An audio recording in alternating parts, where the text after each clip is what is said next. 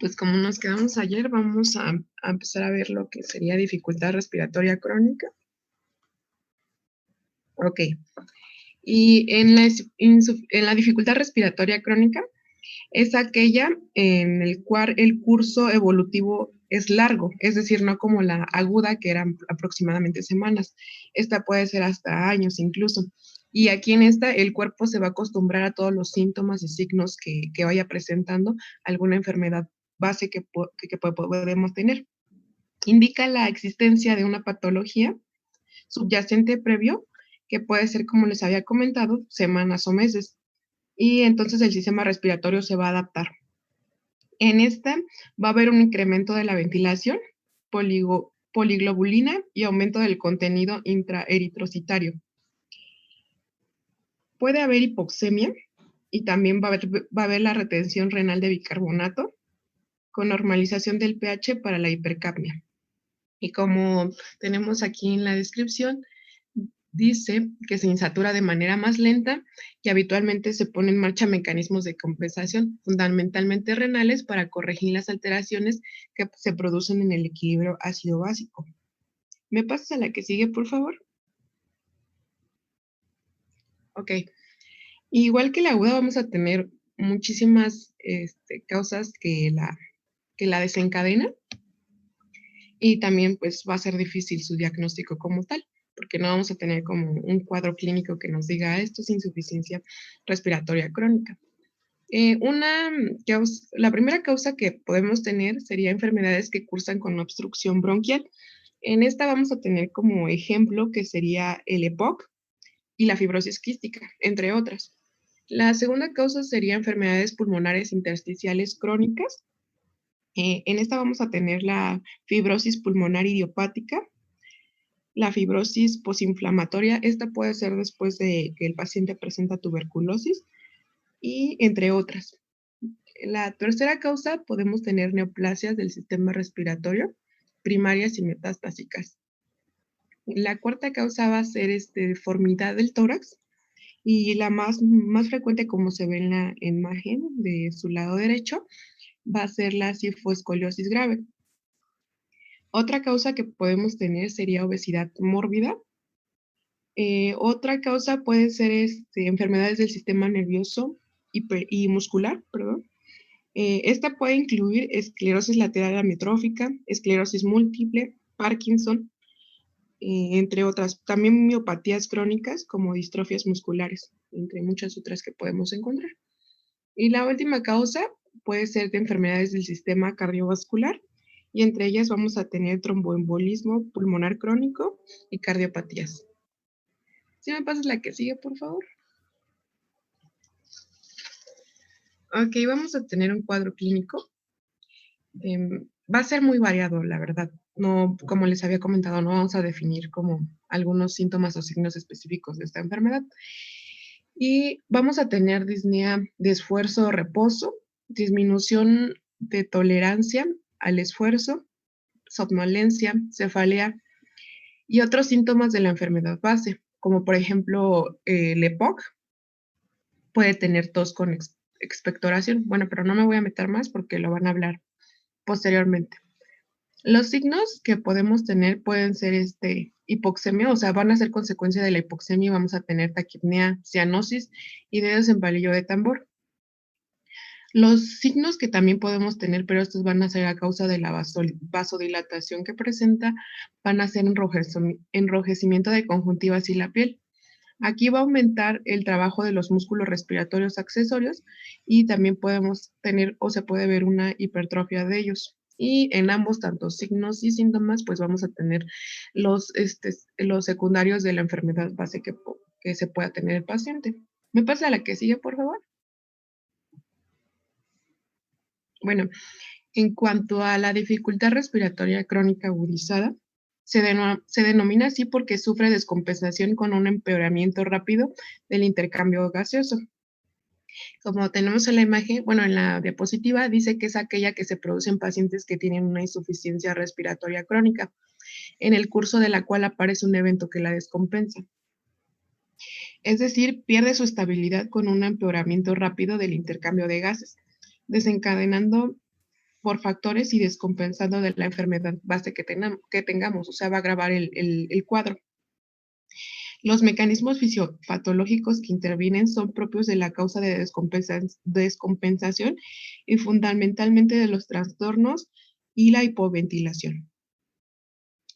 Para que nosotros podamos diagnosticar este tipo de enfermedad, lo más recomendable, como les había comentado en el diagnóstico, es hacer una gasometría arterial, que se va a observar empeoramiento de la hipoxemia y la hipercapnia con un descenso. Lo más característico que vamos a tener en este cuadro va a ser el descenso de pH, que vamos a tener un pH menor de 7.5.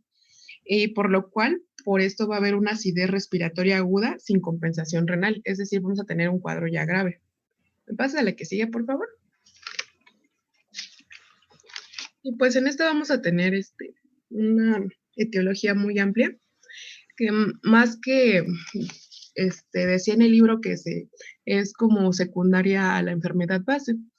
Y vamos a tener un tromboembolismo pulmonar, una disfunción cardíaca, fracturas costales, neumotórax, derrame pleural, obstrucción de las vías aéreas superiores. Podemos tener unas grandes hernias abdominales, una cirugía, un incumplimiento terápico, edema pulmonar, traumatismo, etcétera. Pasa a la que siga, por favor. Las infecciones, ¿no? La causa más común. Sí. Bueno, pues para evidenciar bien este cuadro, voy a tomar de ejemplo el EPOC, pero pues va a ser así como superficial, ¿no? Porque les comenté que el EPOC se va a ver más adelante. Y pues, como un paciente ya puede tener la insuficiencia cardíaca, se va a agravar pues por este cuadro clínico que presente. Y por lo cual decía el artículo que va a aumentar la mortalidad intrahospitalaria de hasta un 30%.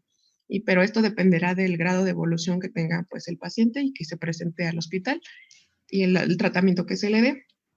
Entonces, al inicio, el EPOC no hay hipoxemia. Después aparece la hipoxemia, que puede ser leve o moderada, pero en fases avanzadas aparece la hipoventilación alveolar con hipoxemia e hipercapnia, con un descenso discreto por el aumento de bicarbonato. Y en la fase aguda vamos a tener intensificación de la hipoventilación alveolar, empeoramiento de la presión arterial de oxígeno y presión arterial de dióxido de carbono, y pues lo que vamos a tener como tal va a ser la acidosis. Y los dos mecanismos fisiopatológicos que la van a conducir va a ser el desequilibrio, ventilación-perfusión, que es responsable de la hipoxemia, como lo mencioné, y la hipoventilación alveolar de la hipercapnia. Y me cambias a la que sigue, por favor.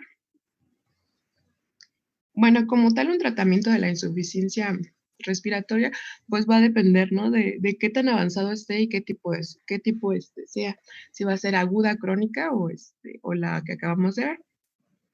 Pero más que nada, el artículo decía que tenemos que tener en cuenta una corrección de oxigenación, que la corrección de oxigenación la podemos tener tanto hospitalaria como domiciliaria. Cuando la tenemos domiciliaria, bueno, cuando ya podemos dar nosotros de alta al paciente, va a tener muchos beneficios porque va a disminuir el costo que va a gastar estando hospitalizado. No puede contraer una enfermedad estando hospitalizado y pues puede estar en su casa libremente, ¿no? Y de hecho su cuadro lo puede mejorar mucho más rápido. Y lo más importante es que tenemos que dar un tratamiento de la enfermedad base. Por eso es importante que nosotros conozcamos la etiología, por qué se está dando este cuadro.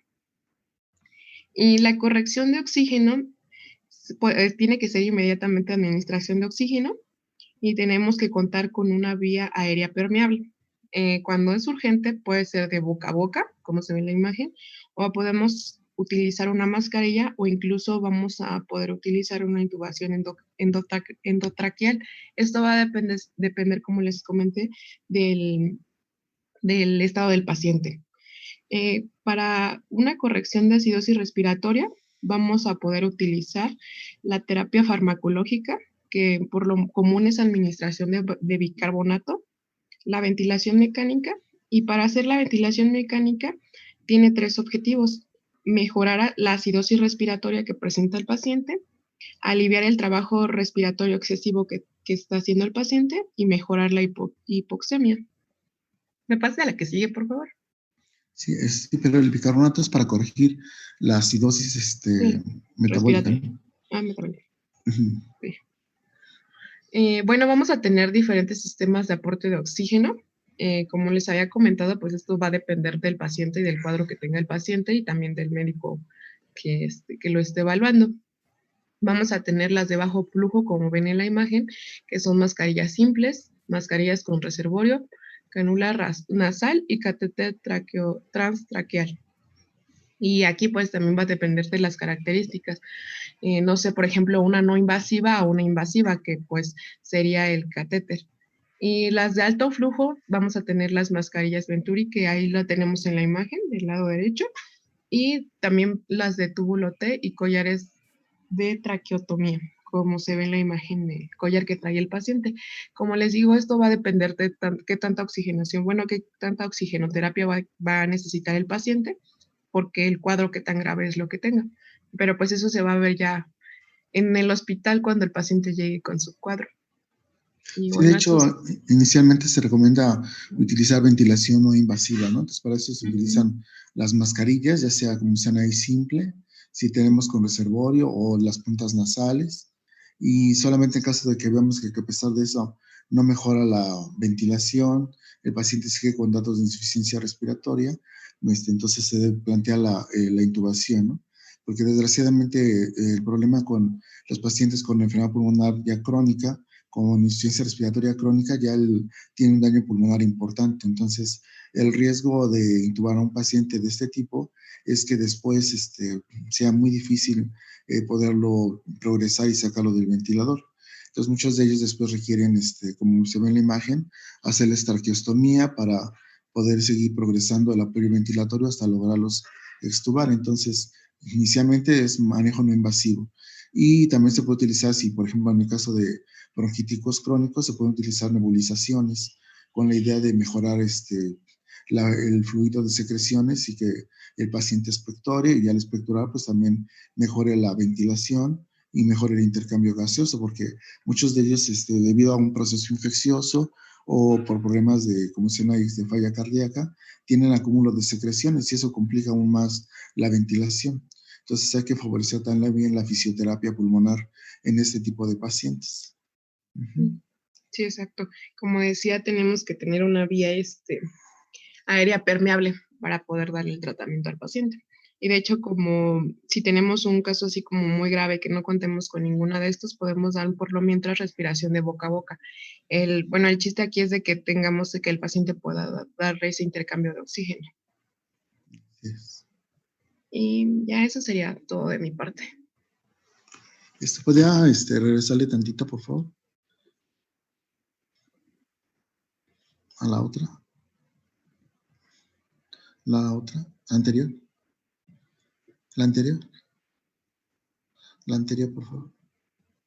Bueno, como ven, pues tanto la insuficiencia respiratoria aguda como la crónica, pues van a compartir síntomas y signos, ¿no? La principal síntoma, pues va a ser la disnea. El paciente va a referir que le falta el aire, ¿sí? Dependiendo la causa que lo origine, pues va a ser la severidad de la disnea que tenga el paciente. Puede ser de grandes esfuerzos, de medianos esfuerzos o de pequeños esfuerzos. Y las manifestaciones que condicionan esta disnea, pues aumento del trabajo respiratorio. Entonces vamos a encontrar al paciente las manifestaciones, los signos clínicos de insuficiencia respiratoria, como está ahí la taquipnea, la taquicardia, la presencia de cianosis, en un momento dado, dependiendo de qué tanta hemoglobina esté desaturada, ¿no? Eso lo vamos a ver tanto en la aguda como en la crónica. Los dedos en palillo tambor, evidentemente que ya lo vamos a ver más en proceso crónico, porque para que esto se instale, pues requiere de tiempo. La diferencia una de otra, pues va a ser el tiempo de evolución. Recuerden que en la aguda, pues generalmente se considera menos de un mes de evolución, y en la crónica, pues ya más de 2 meses. Y en ambos, como menciona en la presentación de su compañera, pasa la siguiente. Ah, no, perdón, la anterior. La anterior. Pueden ser tanto problemas propios del pulmón, por ejemplo, el EPOC, como mencionaba su compañera, el enfisema, puede ser por problemas intersticiales, que desde ahí estaría la fibrosis pulmonar, el problema de problemas respiratorios, neoplasias, metástasis, problemas de deformidad de la caja torácica, sobre todo problemas de la columna, la obesidad, que es una patología que afecta mucho el problema de ventilación a largo plazo. Entonces, todas estas pueden condicionarnos problema respiratorio crónico, pero en un momento dado, estas se pueden agudizar si hay algún proceso que la descompense. Porque la causa más común, como mencionaba en la imagen que presentó su compañera, son las causas infecciosas.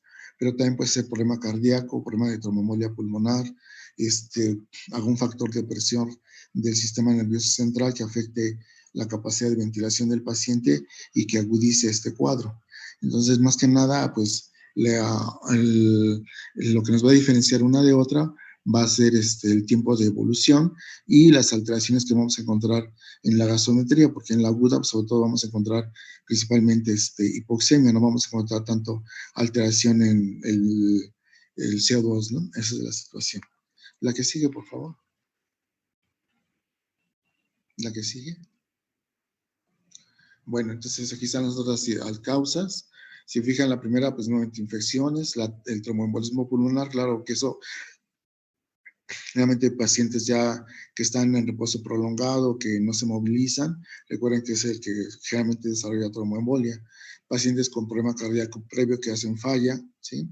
Sobre todo la sobrecarga hídrica cuando manejamos a nuestros pacientes, sobre todo si son de edad avanzada, hay que tener mucho cuidado en qué cantidad de líquidos manejamos, porque los podemos descompensar fácilmente. Evidentemente que si hay un proceso restrictivo, como es el caso de un hemotórax o un derrame pleural, pues va a agudizar el problema respiratorio que ya tenga nuestro paciente. Y si hay algún problema obstructivo, por algún tumor, por acúmulo de secreciones, o incluso, por ejemplo, por algún cuerpo extraño que el paciente broncoaspire, pues también puede condicionar que esta falla respiratoria crónica se agudice y entonces sea mucho más severo el cuadro, ¿no? Como menciona aquí, si el paciente tiene una obesidad mórbida o tiene grandes hernias abdominales, pues esto va a condicionar la limitación de la función del diafragma, que recuerden que es el principal músculo de la respiración, y esto pues puede condicionar mayor dificultad respiratoria en nuestro paciente. Entonces, todo esto debemos de tenerlo presente, ¿no?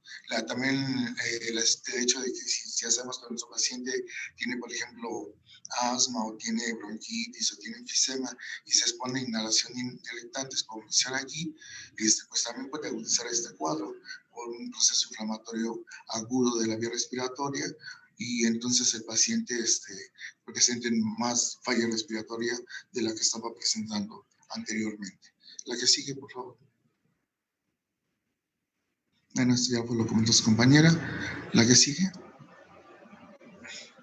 Y pues como menciona ahí el tratamiento, pues sobre todo que si tiene insuficiencia respiratoria, pues hay que tratar de corregir la causa que lo está originando, pero de primera instancia, pues manejar oxígeno, ¿no? Hay que darle oxígeno suplementario a nuestro paciente para que mejore de esta manera la hipoxemia que está presentando, mejore de esta manera su capacidad de ventilación y tratar de determinar cuál es la enfermedad de base de nuestro paciente para dar el tratamiento, ¿no? Recuerden que todo paciente que llegue a solicitar atención con nosotros, pues tenemos que checar vía aérea permeable, la función cardíaca, la función respiratoria, hacer una buena auscultación, tanto de los campos pulmonares, los ruidos cardíacos, tener una vena permeable, tomar exámenes básicos como es una biometría hemática, química, electrolitos, tiempos y evidentemente en este caso, pues una gasometría arterial, placa de tórax también. Ok, la que sigue. Bueno, esto ya lo comentó su compañera. La que sigue, por favor. Bueno, sería todo. ¿Alguna duda o comentario de falla respiratoria aguda o crónica? ¿Ninguna duda o comentario? No, doctor. No, doctor, ¿No? gracias. Bueno, entonces No, podemos doctor, continuar. gracias. Sí. Bueno, buenos días, compañeros. Vamos a continuar con síndromes obstructivos. La que sigue, por favor. Bueno, ¿qué son los síndromes obstructivos? Bueno, van a ser diversas situaciones en las cuales va a aumentar la resistencia al flujo en las vías aéreas y por lo tanto va a originar una sobrecarga para la musculatura respiratoria. Estos músculos respiratorios deben vencer esta resistencia que opone el flujo en las vías aéreas y también, bueno, por ciertos tejidos. Algunas de estas condiciones van a afectar el árbol bronquial, como en el caso del asma, y en otras van a comprometer el funcionamiento de las vías aéreas más periféricas, como es en el caso del enfisema pulmonar, que hablaremos de estas dos patologías más adelante. La que sigue, por favor. Bueno, estas patologías, de las cuales vamos a hablar un poco más adelante, bueno, van a compartir algunas características clínicas. El primero de ellos va a ser la disnea, que, bueno, el paciente no nos va a referir a esta falta de aire como disnea.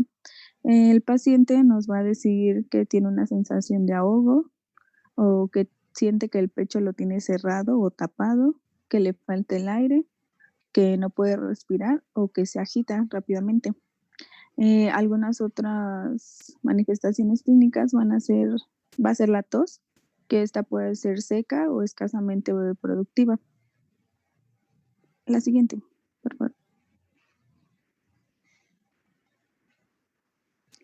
En el examen físico, bueno, vamos a comenzar con la inspección. Vamos a ver un tiraje intercostal, que va a ser el movimiento de los músculos hacia adentro entre las costillas, y esto va a ser por resultado de una reducción de la presión en la cavidad torácica. Esto a su vez, bueno, también vamos a ver un uso de la musculatura accesoria, perdón. También vamos a ver que el paciente va a presentar un tórax en tonel. También va a haber atrapamiento aéreo por la obstrucción. Se va a retener algo de volumen del aire. La que sigue, por favor.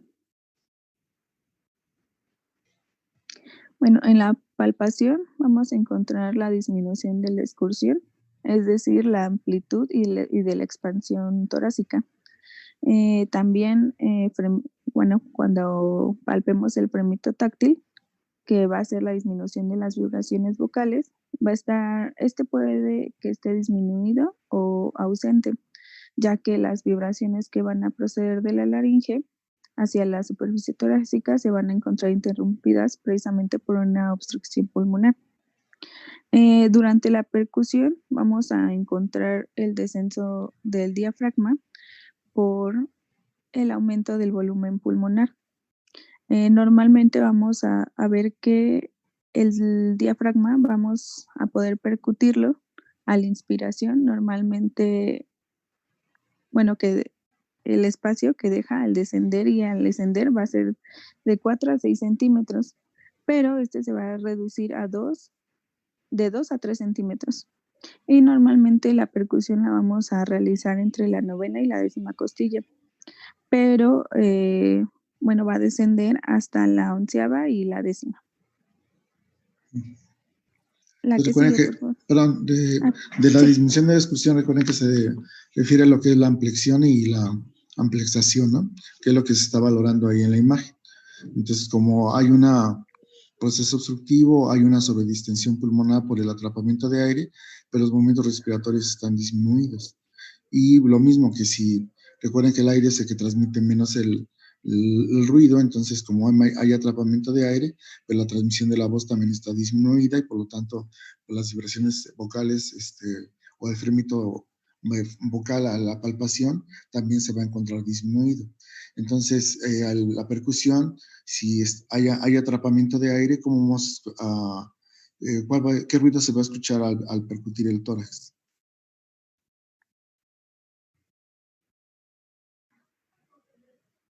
¿Submate? No, si es aire.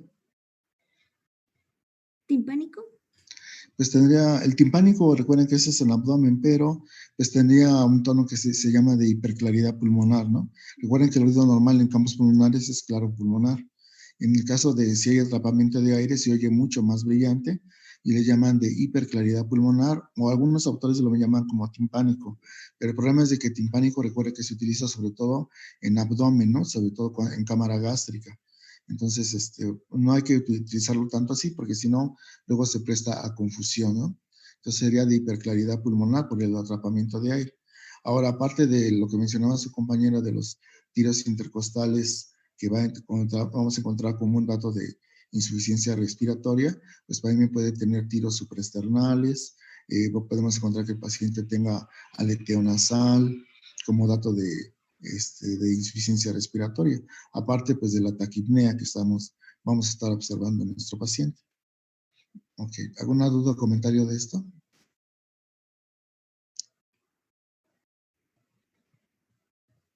No, doctor, gracias. Bueno, continuamos, por favor.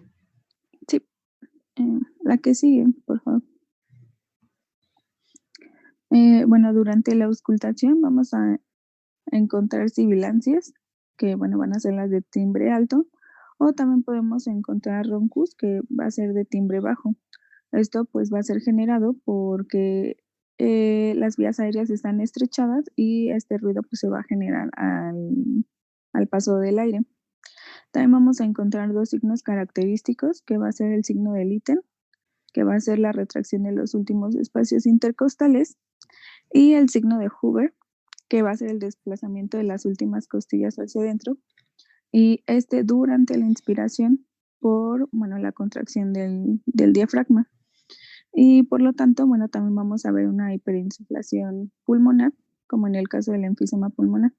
Y bueno, precisamente por eso vamos a encontrar el descenso del diafragma por la acumulación del volumen que causa la obstrucción. De aire. Ajá. Y bueno, para entender estos signos, en la siguiente diapositiva les puse un video para que vean cómo pues se ve el paciente con alguno de estos signos. La que sigue, por favor.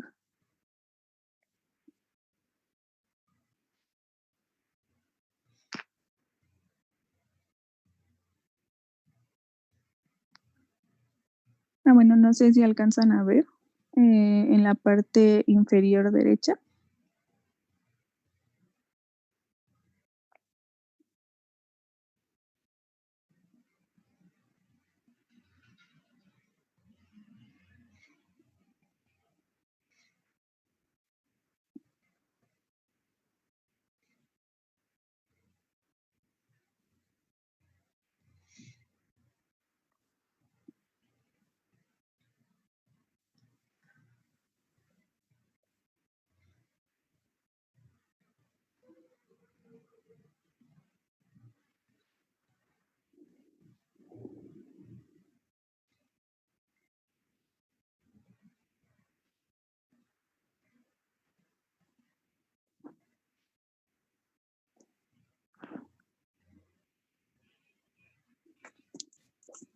Bueno, de ahí le podrías adelantar al minuto 2:40, por favor.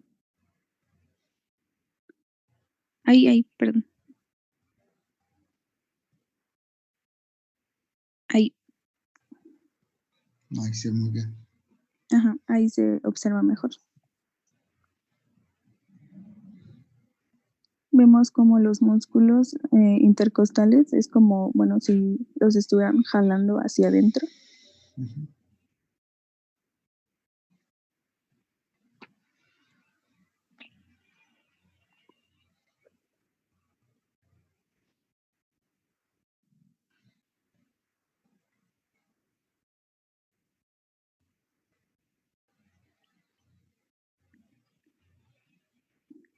La siguiente, por favor, Brix.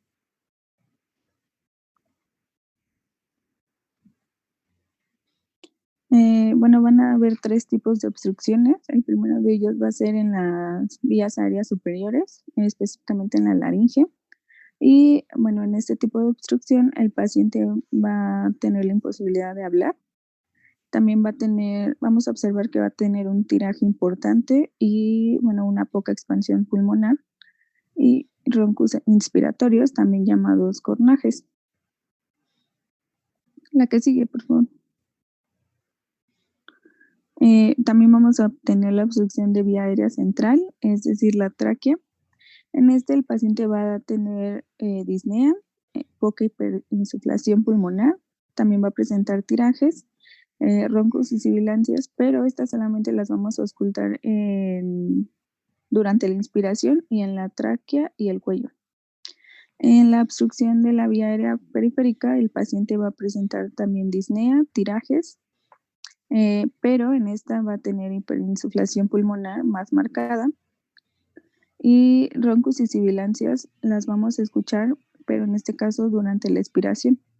El ejemplo que les pongo aquí, bueno, es el asma bronquial, perdón. Bueno, más adelante voy a abordarlo de mejor manera. La siguiente, por favor. Perdón, en la vía aérea central es donde podemos escuchar lo que recuerda que vimos como estridor laringio, ¿no? Que es una manifestación de un proceso obstructivo en la vía aérea superior. Sí. Bueno, en este cuadro es un cuadro en donde vamos a realizar el diagnóstico diferencial de los distintos síndromes de obstrucción al flujo aéreo. Bueno, nada más le marqué como lo más característico de cada tipo. Por ejemplo, en la obstrucción laringea vamos a encontrar asfixia, la utilización de músculos accesorios, el tiraje intercostal y el cornaje. En el caso del asma bronquial vamos a encontrar principalmente la disnea y sibilancias. En el caso del enfisema pulmonar vamos a encontrar la disnea también, pero también con hiperinsuflación. La que sigue, por favor. Bueno, ahora sí vamos a empezar con el primer síndrome, que va a ser el asma bronquial. El asma bronquial va a ser una enfermedad inflamatoria crónica de la vía aérea y puede ser que sea de base genética. Esta patología se va a encontrar caracterizada por una infiltración de la pared bronquial por diversas células, especialmente vamos a encontrar eosinófilos, linfocitos T y mastocitos. Bueno, también vamos a encontrar que algo característico que va a ser la hiperreactividad bronquial. Esta va a ser una respuesta exagerada de la mucosa bronquial, responsable del origen de un broncoespasmo que va a causar la obstrucción. La siguiente, por favor. Las manifestaciones clínicas que vamos a tener en esta patología va a ser la disnea, la tos, sibilancias y la opresión en el pecho, que va a ser como muy distintiva de esta enfermedad. También vamos a tener una triada fisiopatológica en la que vamos a encontrar una broncoconstricción, edema de la pared bronquial e hipersecreción de moco. La siguiente, por favor. Bueno, hay una clasificación de la gravedad del asma bronquial con algunas características clínicas específicas en cada cuadro. Por ejemplo, en el persistente grave, vamos a encontrar que los síntomas van a ser continuos y las exacerbaciones frecuentes, es decir, el agravamiento de ciertos síntomas. Los síntomas frecuentes de asma nocturna y también la actividad física va a estar limitada por estos síntomas asmáticos. El flujo expiratorio pico o el volumen expiratorio forzado en un segundo va a ser de 60% del valor esperado y la variabilidad del 30%. La que sigue, por favor. En el persistente moderada, los síntomas los va a presentar el paciente diario. El agravamiento solamente se va a presentar en la actividad, al realizar una actividad física y en el sueño. También va a tener síntomas de asma nocturno, pero solamente una vez por semana. Este paciente va a tener que utilizar un beta 2 agonista de duración leve. En el persistente leve, los síntomas van a ser solamente por una vez por semana y una vez por día. El agravamiento solamente va a afectar también, la actividad y el sueño. Los síntomas de asma nocturnos van a ser, en este caso, 2 veces por mes. La que sigue, por favor. En el intermitente solamente va a presentar los síntomas el paciente una vez por semana y el agravamiento de estos solamente durante unas pocas horas o algunos días. Los síntomas de asma nocturna solamente van a presentarse 2 veces por mes y, bueno, puede presentarse también asintomático y una función pulmonar normal entre las exacerbaciones. La que sigue, por favor. Bueno, estos cuadros se van a presentar por crisis. La mayoría de estas se van a presentar con medidas terapéuticas, como, bueno, puede ser el salbutamol. Pero, bueno, en algunos casos también puede ser mortal si no se trata a tiempo la crisis. Hay unos signos específicos de gravedad que va a presentar el paciente en estos cuadros de crisis, que van a ser la imposibilidad de hablar, taquicardia mayor a 120 latidos por minuto, la taquipnea mayor a 30 respiraciones por minuto. También va a presentar el paciente diaforesis, sibilancias intensas y respiración paradójica. La que sigue, por favor. Bueno, en cuanto a la regresa, por favor. En cuanto a las sibilancias, hay pacientes en los cuales ustedes van a llegar a ver que el paciente está, bueno, ya se conoce asmático, ¿verdad? Está con taquicardia, está con taquipnea, con tiros intercostales, el aleteo nasal, todos datos de falla respiratoria. Y a la auscultación, puede ser que tenga un broncoespasmo tan severo que casi no se oye el ruido respiratorio en los campos pulmonares, pero si ustedes auscultan cuello, van a escuchar la presencia de las sibilancias, ¿sí? Muy intensas. Entonces, es algo que deben de tomar en cuenta, porque si hay pacientes en los cuales el broncoespasmo es tan serio, la vía aérea está tan cerrada que en campos pulmonares no se ausculta este signo, entonces, y nos hace dudar sobre el diagnóstico, pero si ustedes escuchan cuello, ahí es donde van a poder escuchar la presencia de sibilancias.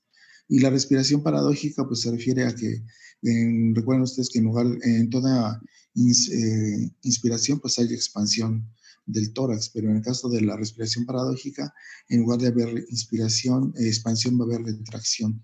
Pero esto lo veríamos sobre todo si hay fracturas costales principalmente. La que sigue, por favor.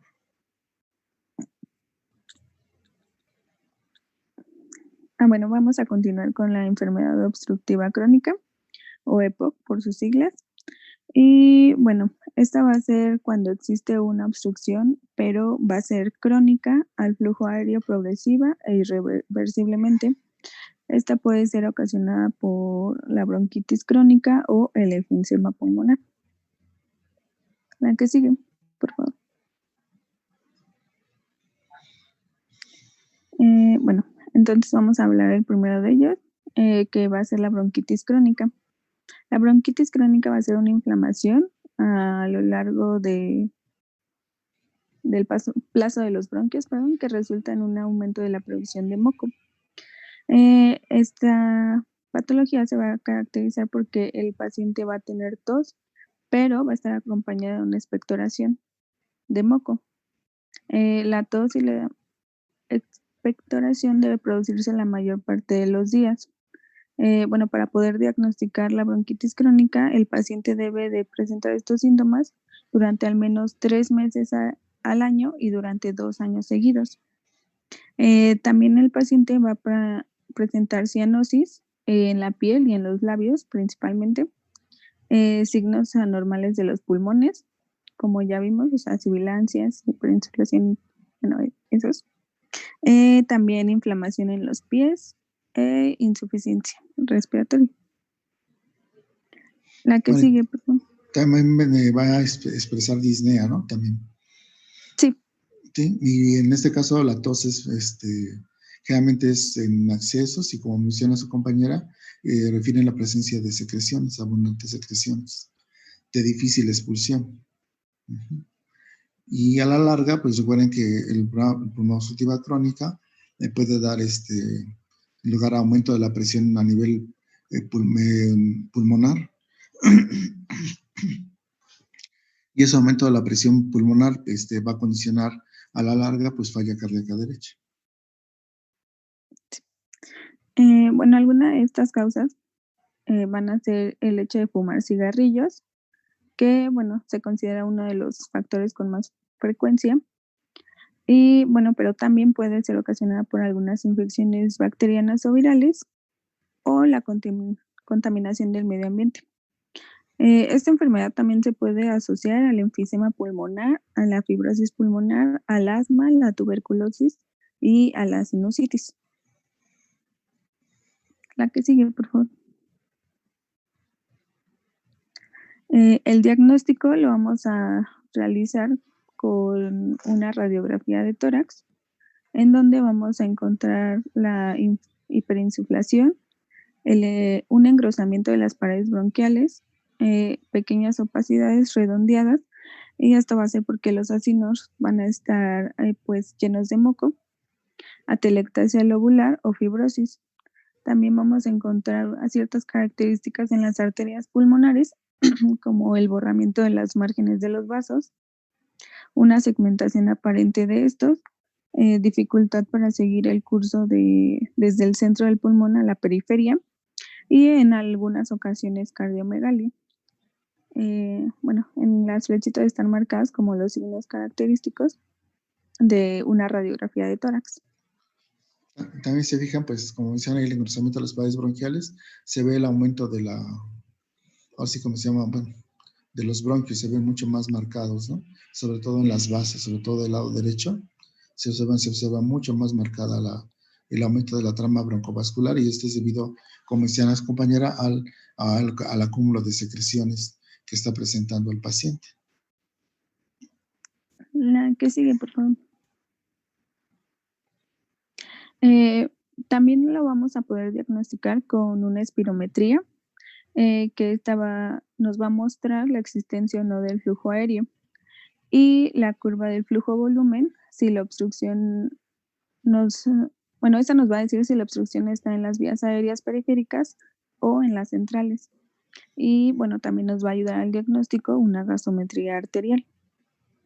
El tratamiento puede ser que sean medicamentos orales, broncodilatadores inhalados, también nos va a ayudar la suplementación del oxígeno o una cirugía de reducción para eliminar una zona de pulmón dañada, o bueno, en casos más graves, un trasplante de pulmón.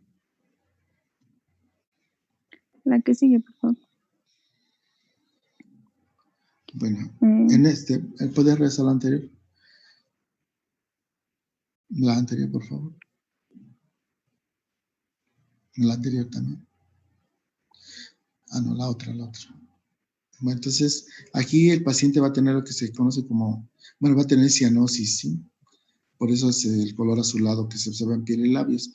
Ese que se conoce, este paciente se conoce como soplador azulado, debido a la presencia de cianosis. Generalmente el paciente tiene el estosedo crónico, tiene abundante expectoración.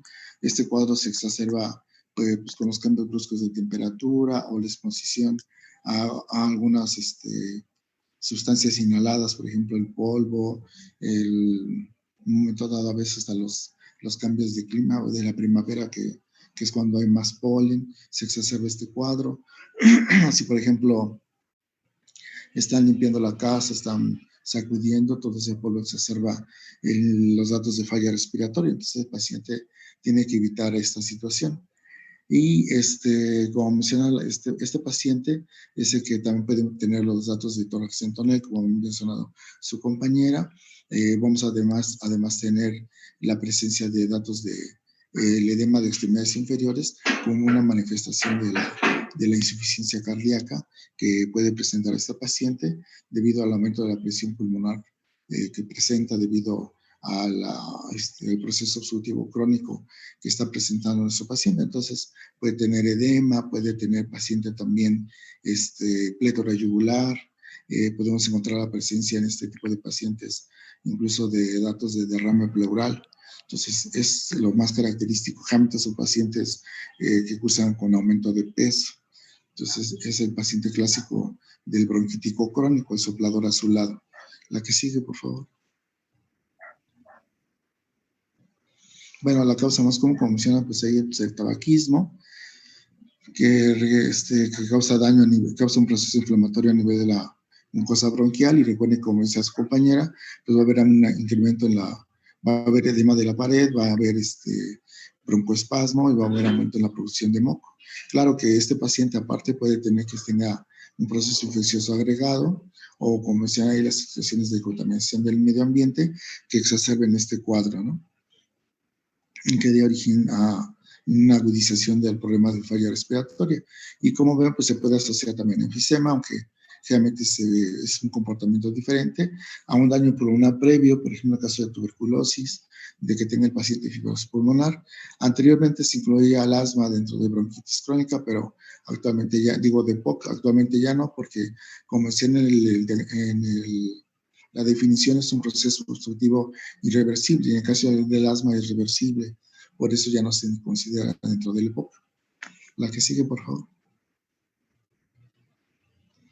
Bueno, y la placa de tórax, pues ya con las manifestaciones los datos que menciona ahí su compañera, recuerda que la hipersuflación se va a observar por el ensanchamiento de los espacios intercostales, los cuales van a tender a estar horizontalizados. Podemos también ver el aplanamiento de los semidiafragmas como una manifestación de esta hiperinsuflación,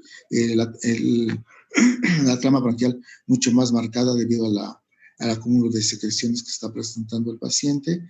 También podemos ver que las arterias pulmonares se vuelven mucho más tortuosas, mucho más marcadas debido al aumento de la presión pulmonar que está presentando nuestro paciente, y podemos encontrar la presencia o no de cardiomegalia dependiendo de qué tan severo sea el cuadro, qué tanto tiempo de evolución tenga el cuadro del paciente. Si ya es un problema pues, de mucho tiempo de evolución, pues ya va a tener cuerpo pulmonar, y entonces vamos a encontrar que el paciente va a tener cardiomegalia, sobre todo dispensias de cavidades derechas. ¿A que sí? Ya, por favor. Como tratamiento, como confirmación diagnóstica, pues evidentemente que la espirometría es la que nos va a dar el diagnóstico más definido. Si fijan en la curva normal, vean como alcanza un cenit cuando se alcanza la fracción inspirada de oxígeno y se mantiene, y en el caso de que un proceso obstructivo, esta curva desciende, y esto es debido al problema de obstrucción que está presentando nuestro paciente. También la gasometría arterial, pues como se ha mencionado, nos va a hablar de qué tan severa es la hipoxemia que está presentando el paciente, la alteración de la concentración de CO2. Y en cuanto a los medicamentos, podemos utilizar, generalmente se utilizan broncodilatadores, para mejorar la ventilación. Podemos utilizar salbutamol, ipatropio, un momento dado beclometasona o algunos otros combinados. También se utiliza en todos los procesos infecciosos, podemos utilizar antibióticos también, el mantener una buena hidratación del paciente. Recuerden que el mejor medicamento o la mejor el que nos favorece el drenaje de secreciones, pues es el agua. Entonces hay que tener bien hidratado a nuestro paciente, a excepción de que ya tenga datos de falla cardíaca, pues ahí sí ya no vamos a poder manejar tantos líquidos, pero sí hay que mantener muy bien hidratado al paciente. La fisioterapia pulmonar es muy importante para favorecer el drenaje de secreciones, y evidentemente pues el aporte de oxígeno suplementario siempre y cuando pues lo requiera nuestro paciente. Y ya casos pues más severos en los que el daño pulmonar es mucho más severo, pues evidentemente que la única opción es pues trasplante de pulmón. Lo de la cirugía de reducción para eliminar una zona en el pulmón, sobre todo se utilizaba, por ejemplo, pues en caso de tuberculosis o en el caso de que haya una neoplasia, ¿no? Aunque pues eso también puede tener consecuencias debido a que pues se restringe el área de intercambio gaseoso que está presentando nuestro paciente. ¿Alguna duda o comentario de esta? ¿De bronquitis crónica? ¿Ninguna duda o comentario? No, doctor, gracias. ¿No? No, doc, gracias. Ok, son 8:23. ¿Podemos continuar? Sí, doctor. Ok. Bueno, vamos a continuar con el enfisema pulmonar. Esta, igual que la bronquitis, va a ser una condición crónica en la que los alvéolos pueden estar destruidos, estrechados, colapsados, dilatados o en algunos casos demasiado inflados. En esta patología, el paciente va a tener dificultad al respirar y tos. Estos van a ser los principales signos y síntomas. pero también puede presentar algunos otros como la fatiga, la ansiedad, problemas al dormir, problemas cardíacos, pérdida de peso y en algunos pacientes van a cursar también por un cuadro de depresión. La que sigue, por favor.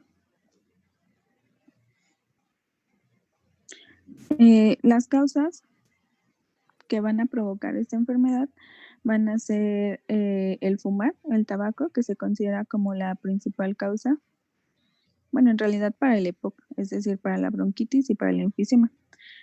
También para la exposición al aire contaminado, gases y polvos irritantes en el lugar de trabajo, por ejemplo, en la minería, en la carpintería, los pintores puede que presenten alguna de estas patologías. Bueno, también encontré que puede ser en una forma rara, puede ser hereditaria, que está relacionado con la deficiencia de antitripsina alfa 1. Y bueno, en este caso el paciente va a presentar enfisema pulmonar de aparición prematura. Pero bueno, estos son casos aislados. Otra de las causas también pueden ser infecciones.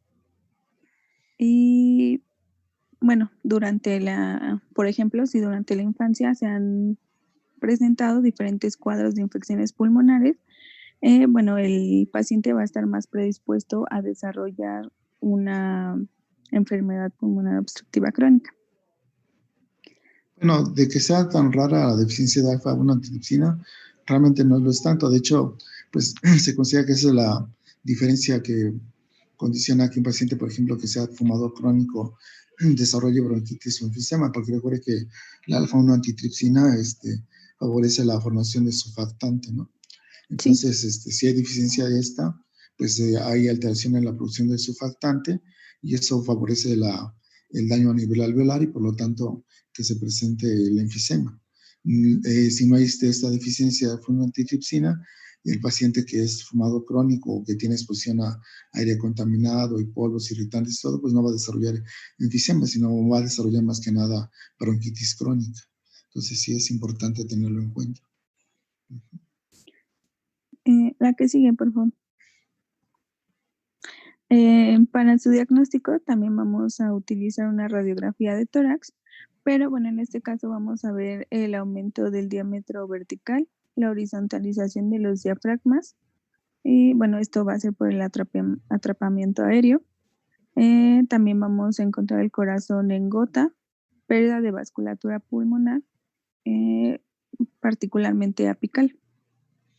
Vean, la placa es completamente diferente a la del bronquítico crónico, ¿no?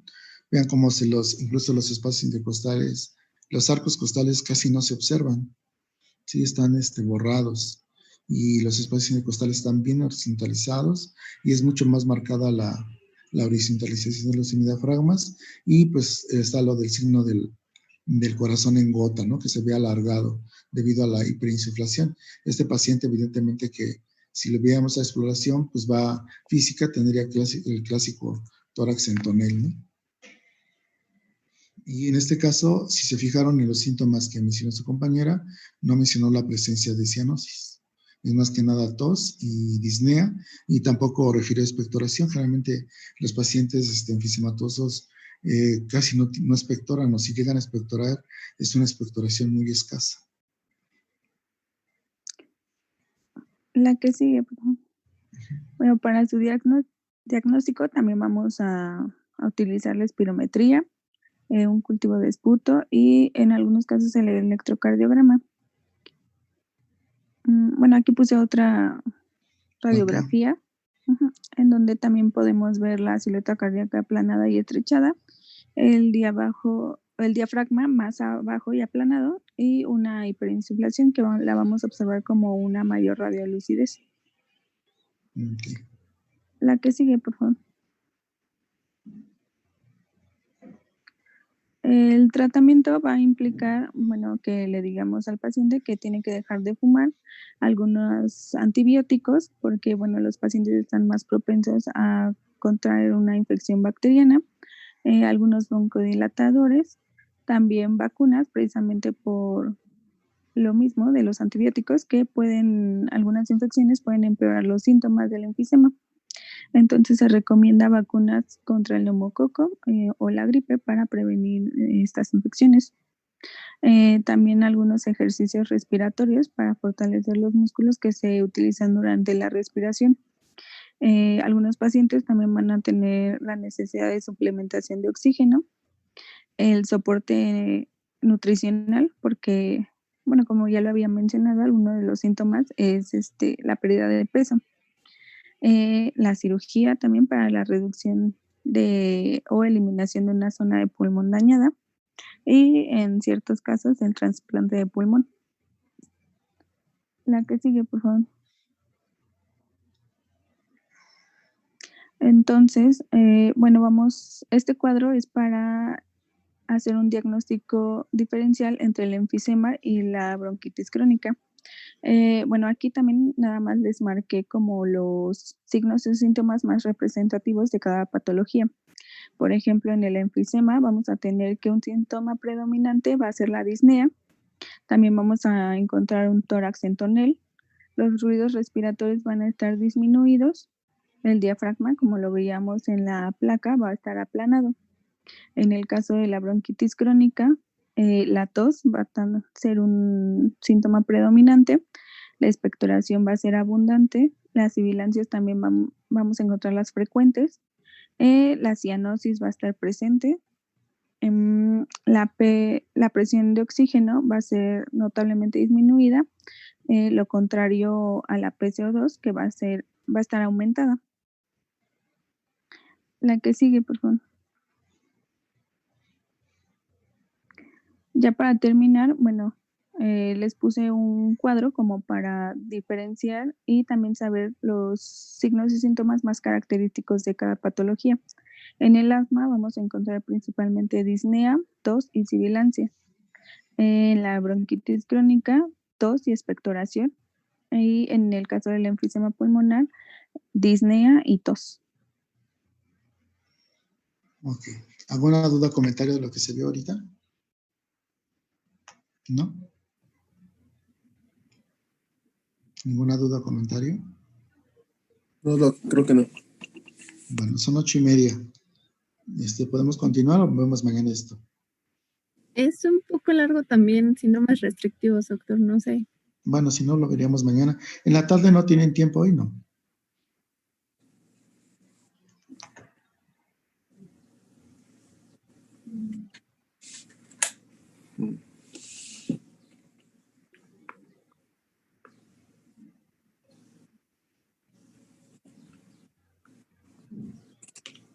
Hoy terminamos la clase, con psicología, hasta Con las psicología a compañeros las... tengan otras actividades en la tarde.